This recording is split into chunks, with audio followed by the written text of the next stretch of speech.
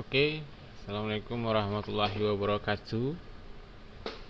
Eh, Salam sejahtera bagi kita semua, saudara-saudara sekalian. Apa bisa mendengar suara saya? Karena pada hari ini kita akan kembali melakukan kuliah online, ya. Pada hari ini merupakan pertemuan kita yang ke-8, ya, pertemuan kita yang ke-8 dan merupakan uh, akhir dari tatap muka kita, ya, secara online, ya, kuliah secara online. Oke, ya, selamat malam Mbak Grace, selamat malam Mbak Asnawati. Mudah-mudahan signalnya bisa berlangsung atau sinyalnya dapat diterima dengan baik sehingga komunikasi kita pada malam hari ini berjalan dengan baik. Oke.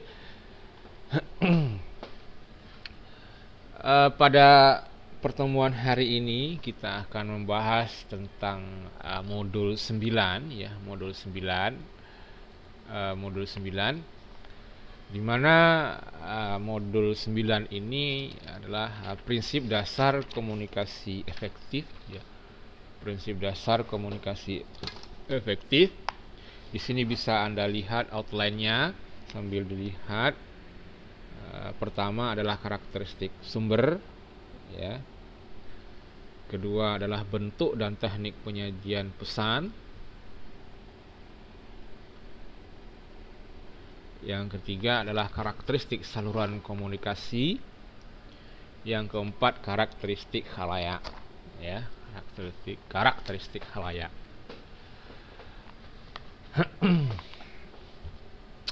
Oke, kita coba masuk kepada slide berikutnya, ya.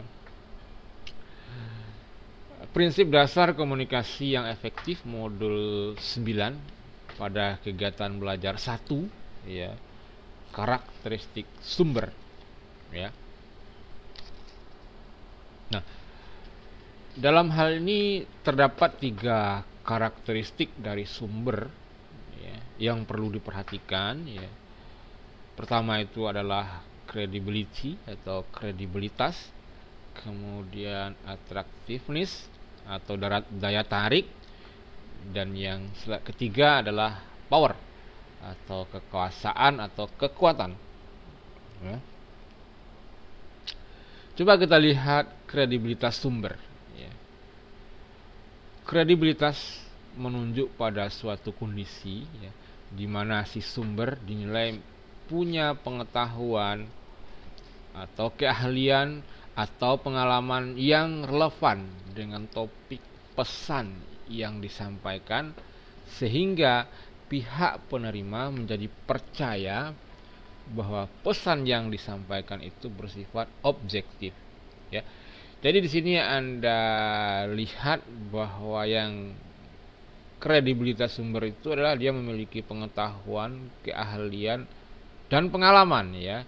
Jadi ada pengetahuannya, keahlian, dan pengalamannya, ya, sehingga kredibilitas dia atau kemampuannya dia dapat dipercaya oleh si penerima pesan. Jadi dikatakan di sini adalah sehingga, di sini Anda lihat, sehingga pihak penerima, ya, pihak penerima itu menjadi percaya bahwa pesan yang disampaikan itu bersifat objektif, ya.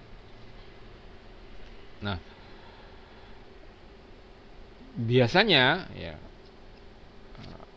apabila Anda menerima pesan dari orang yang tidak kredibilitas, ya, misalnya orang yang tidak mumpul atau orang yang tidak paham tentang ilmu yang disampaikan, Anda tidak akan mudah percaya, ya, atau Anda akan sulit, ya, mempercayainya, ya, karena Anda ragu benar tidak dia ini, ya.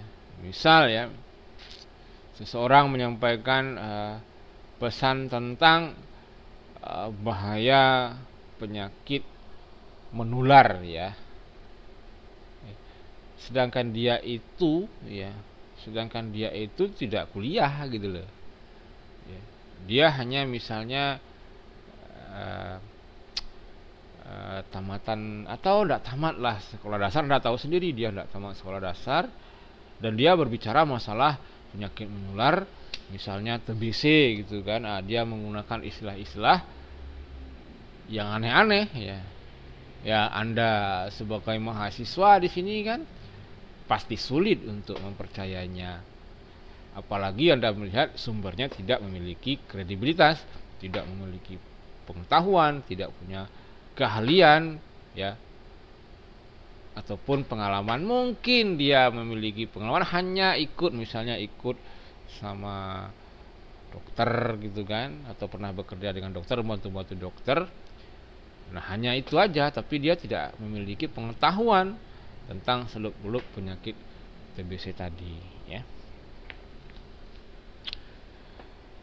Sambil saya lihat di sini yang baru STN yang baru datang itu Snawati dan Mbak Grace ya. Ya, kita lanjutkan aja, nanti yang lainnya bisa menyusul ya. Bisa menyusul untuk perkuliahan kita pada hari ini. Ya, kita lanjutkan pada slide berikutnya. Kemudian lanjutan tadi ya, lanjutan dari kredibilitas sumber. Nah, kredibilitas sumber dilihat dari dua dimensi ya, expertise, keahlian, dan trustworthiness ya, kepercayaan ya.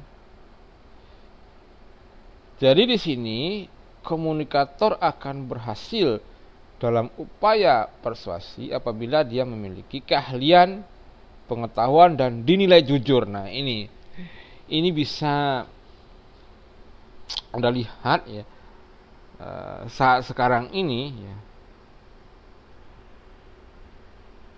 ya, saat sekarang ini banyak istilah sumber yang memiliki kredibilitas ya,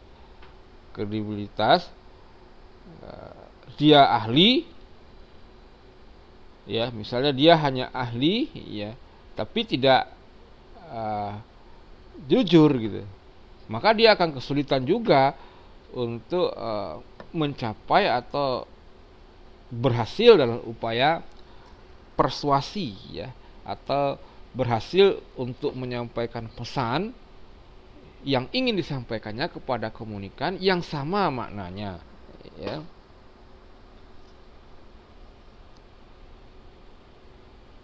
Nah, coba Anda berikan contoh ya, masing-masing satu ya,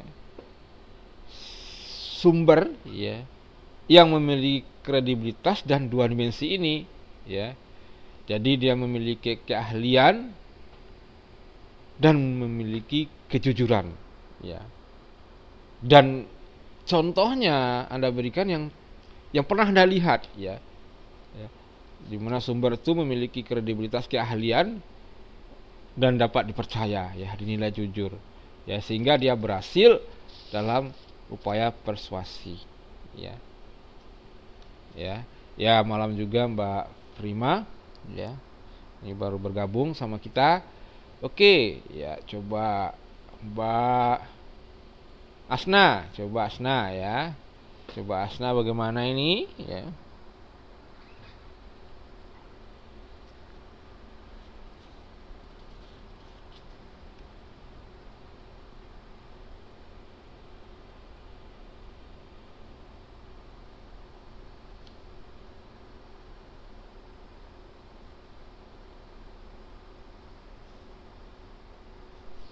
Ya, coba Asna berikan satu contoh aja ya, dimana ya bisa saya dengar dengan baik ya.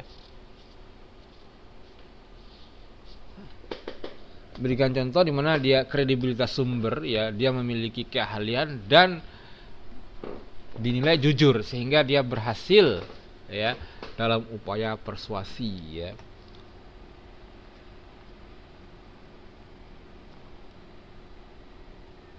Atau Anda berikan contoh sendirilah ya dalam kehidupan sehari-hari Anda lah, terserah Anda.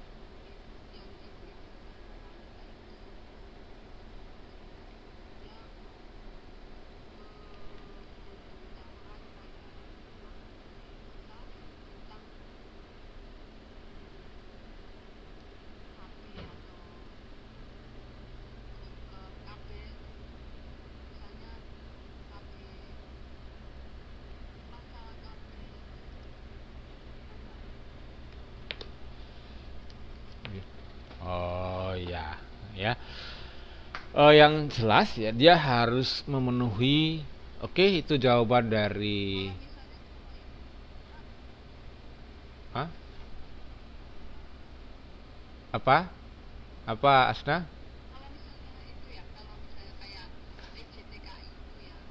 Ah, itu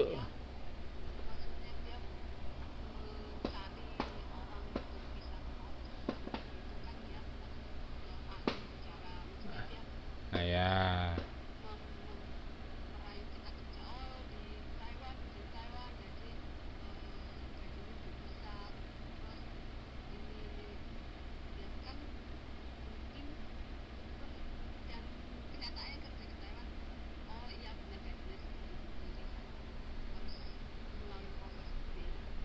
Ya, ya, ya boleh ya, itu contoh yang yang saya rasa ya, ya, ya, ya kan, pertama dia punya keahlian gitu kan. Keahlian dalam berkomunikasi, menyampaikan keinginannya ya. Kemudian dia jujur, artinya sebelumnya itu dia sudah melakukan hal yang sama dan berhasil, dan memang dia sesuai dengan apa yang diucapkannya ya. Itu boleh ya, yang jelas dia punya keahlian dan jujur ya, itu boleh ya. Oke Mbak Asna, terima kasih jawabannya, bagus ya. Selanjutnya ya, selanjutnya coba Grace ya.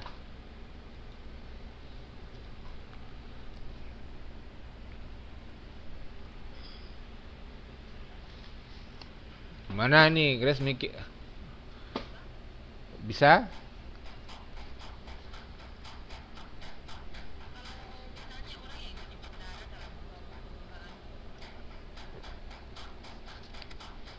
Boleh ya.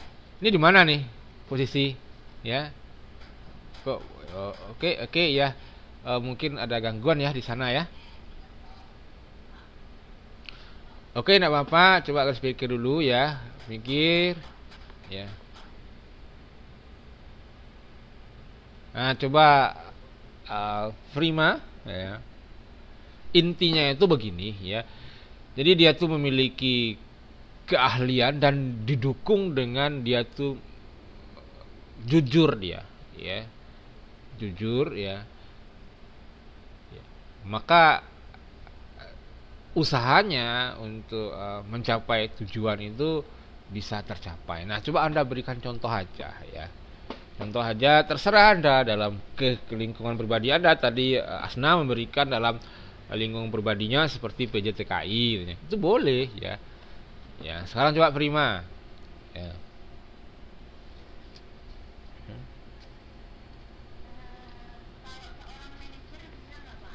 Yang bagaimana ya? Yang bagaimana manajer itu kan uh,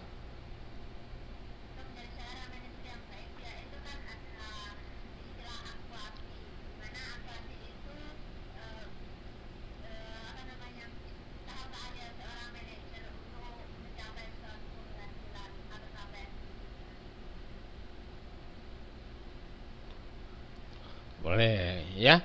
Selama oke lah dia itu misalnya manajer apa gitu kan, selama dia itu pertama memiliki keahlian ya, bidangnya apa dia ya, bidangnya apa, misalnya bidang seorang manajer tuh dia manajer ekonomi gitu kan, manajer keuangan gitu kan.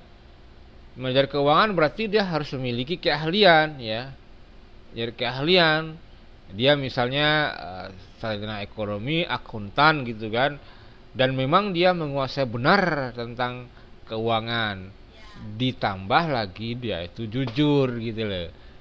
Nah, kalau dia itu jujur, maka uh, selama ini orang melihat dia memang jujur, maka apa yang dibicarakannya mm,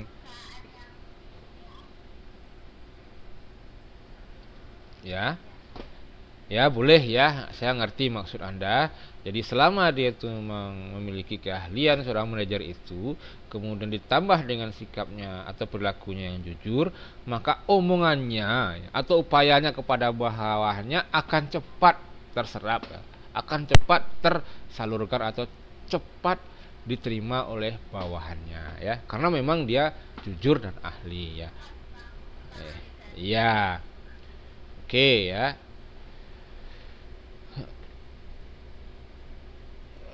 Kemudian, nah, oke, selanjutnya adalah ada juga jawaban dari Grace, ya. Grace, orang yang menjadi bendahara dalam satu perusahaan, dia punya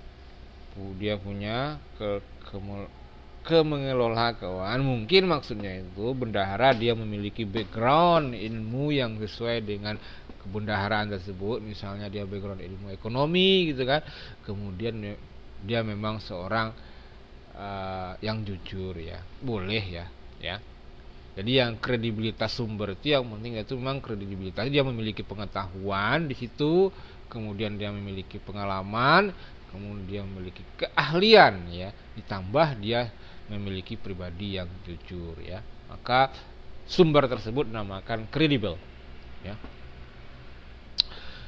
Kemudian kita lanjutkan yang kedua, ya, dari karakteristik sumber. Jadi sumber dari karakteristik sumber itu yang pertama adalah kredibilitas, ya. Kredibilitas.